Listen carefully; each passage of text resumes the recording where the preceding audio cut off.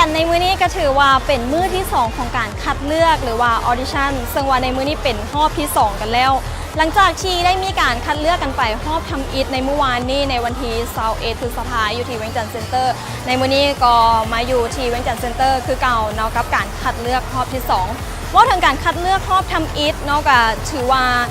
เข้มข้นพอสมควรเพราะว่าเมื่อวานนี้เพิ่นก็ได้มีการคัดเลือกจากผู้เข้าประกวดทั้งหมด195คนให้เหลือเพียงแต่95คนในมื้อนี้และเมื่อวานนี้ก็ผ่านจากคณะกรรมการทั้ง4ท่านบ่ว่าจะเป็นหนุ่มไซส์และสาวนางเจ้าของตำแหน่งลาวซูเปอร์โมเดล2015ท่านวรรณสอนตัวแทนจากเจ้าของโครงการประกวดลาวซูเปอร์โมเดล2016แล้วก็ยังมีท่านพานิยะซึ่งว่าเป็นโปรดิวเซอร์แล้วก็ครีเอทีฟของโครงการลาวซูเปอร์โมเดล2016ในมื้อนี้บรรดาน้องๆผู้เข้าประกวดจากผู้เข้าประกวดทั้งหมด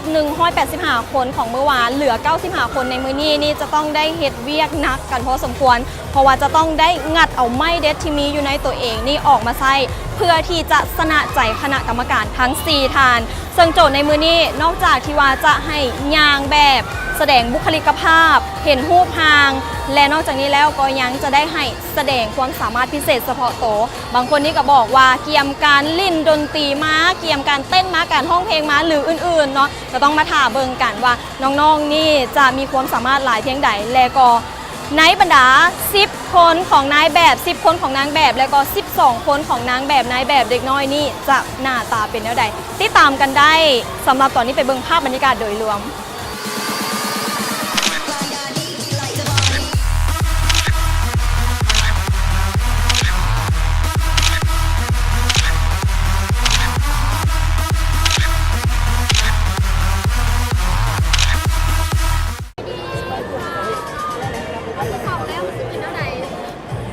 ตื่นเต้นหลายตัวเป็นเรื่องไรนี่พอเก็บอย่างมา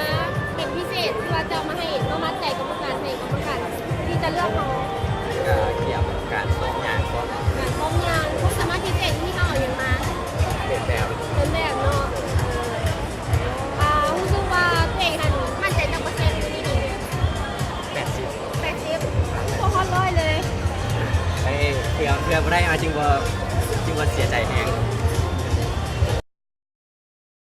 อันดับ4 SM 0002เข้าปริสุทธิ์น้องเองเนาะซื้อนางพรธิดาเจนมะคะวงซื้อลินซื้อนานี่มีความพร้อมจะเป็นเทรนในการในรอบที่2กะผมซ้อม80%เนาะอีกอย่างกะย่านแต่ว่าตื่นเต้นหน่อยนึงความหมายย่านเป็นต้นข้อส่วนตัวน้องเอกเนาะน้องมีความพร้อม100%เพราะว่าคนมาเขาต้องมั่นใจเขาน้องก็มั่นใจเนาะแต่พวกเพื่อนสิมั่นใจน้องบอรู้สึกตื่นเต้นเนาะเพราะว่าได้เข้ารอบที่2แล้วรอบที่1ร้อยเลย100%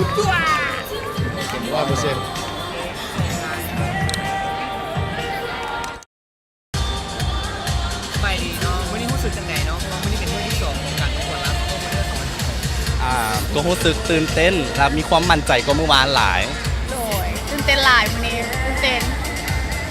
มู้หรือบอกว่าวันนี้เป็นการประกวดที่เข้มงวดหลายกว่าเมื่อวานนี่แหละเจ้าได้ยินมาอยู่มีการเตรียมตัวพ่อมาแล้วใดเนาะสำหรับวันนี้เกมความมั่นใจมาแม่เจ้าวันนี้ถือว่ามีไม่เด็ดพอสำหรับมาร์คที่สินใจกรรมการคือชิมีแดงย่างให้ดีที่สุด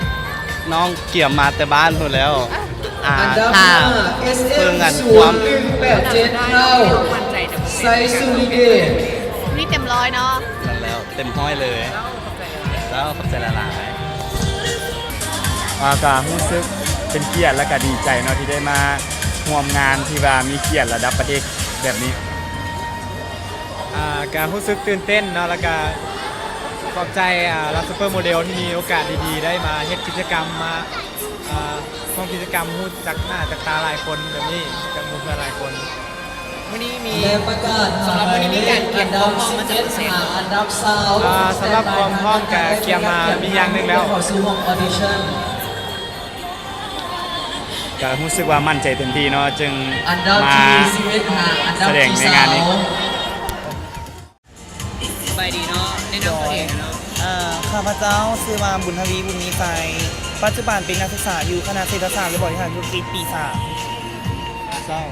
สบายดีน้องเสือท่าผาไซเนาะปัจจุบันเป็นนักเรียนอยู่โรงเรียนม.7ของม.ส.พลทันเนาะเจ้า สำหรับมื้อนี้ออดิชั่นรอบที่2รู้สึกเป็นไหนมีคนตื่นเต้นหลายบอกเพราะว่ากรรมการมีคนที่เป็นกรรมการ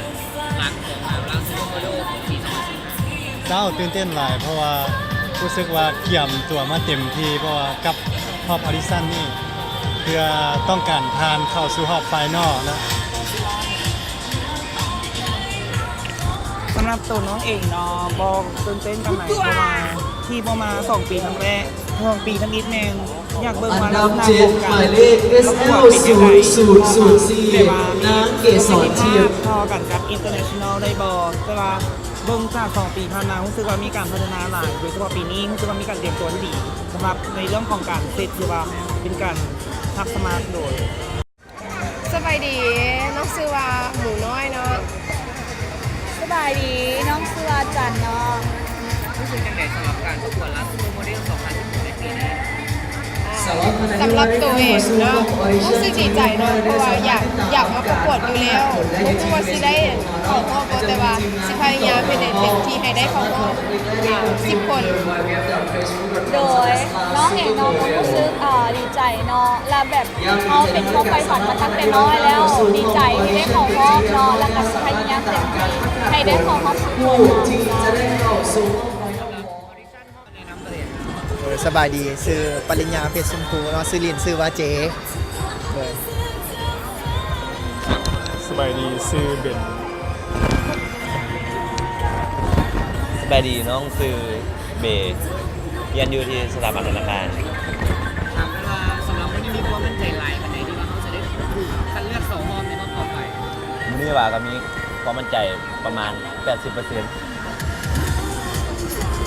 ว่ามันใจมีแต่70%ครั้งแรกเลยว่ากล้า เลยสำหรับมื้อนี้ถ้าถามว่าตื่นเต้นบ่ตื่นเต้นแต่ สำหรับ แต่ไปมีคำหนึ่งที่เว้าได้ว่าทำนี้ปัญหาให้เลิกปัญหาให้น้อยลงแล้วมันเฮ็ดให้ไปตื่นเต้นน้อยลง ที่จะเข้าเข้าสู่ห้องออดิชั่นเท่านั้นเด้อเพื่อการเก็บและการเก็บภาพประทับใจ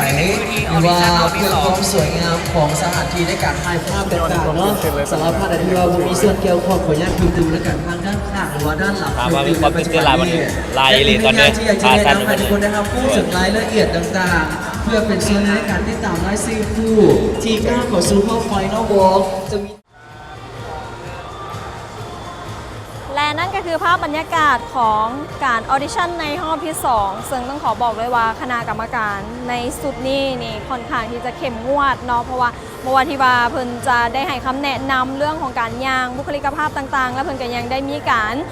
สอนหรือว่าได้มีการให้คำแนะนำในการที่ว่าจะเอาไปใส่ในบทเรียนต่อหน้าไปบ่ว่าจะผ่านเข้ารอบหรือว่าบ่ผ่านเข้ารอบกันแล้วแต่เชื่อเลยว่าบรรดาน้องๆผู้เข้าประกวดนี่คงจะได้ความรู้ไปบ่หลายกันหน่อยเนาะกับการเข้าออดิชั่นในรอบที่2นี่ส่วนว่าหน้าตาของซ้ายแบบนางแบบ10 คนสุดท้ายและก็บรรดานางแบบซ้ายแบบรุ่นน้อยเนาะเพศละ6 คนนี่จะเป็นหน้าตาแนวใดนั้นติดตามกันในระยะต่อไปเพราะว่าหลังจากมื้อนี้เนาะเพิ่นก็จะได้มีการคุ้นเคี่ยวกันหรือว่าได้มีการประชุมกัน แล้วก็จะได้มีการปรึกษาหารือกันว่าใครที่จะเหมาะสมที่จะเข้ารอบสุดท้ายไปสู่รอบไฟนอลวอล์กในเดือนสิงหานี้และติดตามกิจกรรมของบรรดาซูเปอร์โมเดลผู้เข้าประกวดทั้งหมดในระยะเดือนพฤษภาเดือนมิถุนายนและก็เดือนกรกฎาคมซึ่งว่าจะมีแคมเปญทุกๆแคมเปญเลยให้ท่านผู้ชมได้ติดตามกันและทุกๆแคมเปญนี้ก็จะได้มีการแข่งขันกันเพื่อที่ว่าจะเป็นการเก็บคะแนนไปสู่รอบไฟนอลวอล์กติดตามกันเบิงว่าจะมวลและก็จะมันคือคลื่นซำใดกับลาวซูเปอร์โมเดล 2016